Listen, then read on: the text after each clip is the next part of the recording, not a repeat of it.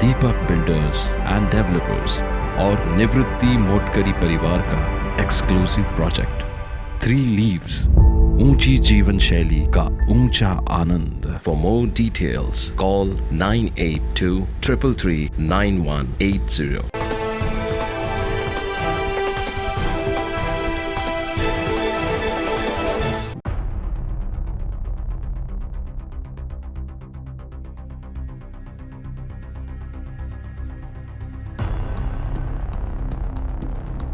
तीर्थक्षेत्राची पंढरी म्हणून ओळखल्या जाणाऱ्या नाशिक शहराची ओळख अगदी काही महिन्यांमध्ये गुन्हेगारीचे शहर म्हणून होईल यात काही शंका वाटत नाही।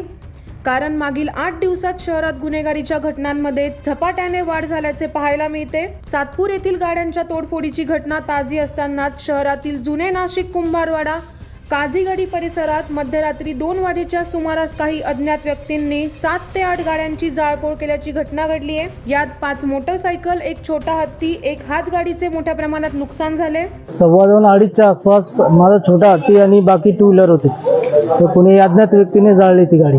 आणि नंतर आम्हाला एक मुलगा सांगायला आला की बाबा गाडी खाली पेटली। त्यामुळे मी सर्व जेव्हा आलो तेव्हा सगळ्या गाड्या जळत होत्या, 6 ते 7 गाड्या जळत होत्या। बाकी आग एवढी होती की लाईटीचे खांब वगैरे सगळे जळत होते, दिसत आहे। मला अजून संशय तर कोणावर नाही, पण मग कोणी अज्ञात व्यक्तीने जाळले असावं। काझीगडी कुंभारवाडा या चौकात की रात्री 2:30-2:15च्या दरम्यान इथं 2 व्हीलर, एक छोटा हत्ती जाळण्यात आला।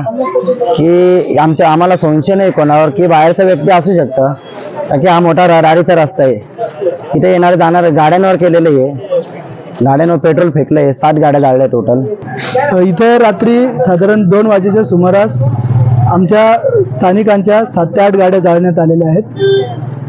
आम्ही नेहमीप्रमाणे वर गेलेलो असताना इथे रात्री 2 वाजेच्या आसपास गाडीत म्हणजे स्फोटाचा आवाज आला, म्हणून काही मुलं खाली येऊन बघत होते तर नक्की काय झालं म्हणून, तर इथे आमच्या गाड्या जळताना दिसल्या। तर ही जाळपोळीची जुन्या नाशकातली काझीगडीवरची पहिली घटना नसून ही 3री घटना आहे। तर प्रशासनाने या विषयामध्ये लक्ष घालायला पाहिजे। स्थानिक नागरिकांकडून परिसरात तात्काळ सीसीटीव्ही बसवण्यात यावे या मागणीचे निवेदन नाशिक मध्यच्या आमदार देवयानी फरांदे यांना देण्यात आले। भद्रकाली पोलिसांना घटनेची माहिती कळताच पोलिसांनी तात्काळ घटनास्थळी धाव घेऊन पंचनामा केला। पुढील तपास भद्रकाली पोलीस करत आहे। 9 न्यूज महाराष्ट्रासाठी प्रतिनिधी अजित सय्यद, नाशिक।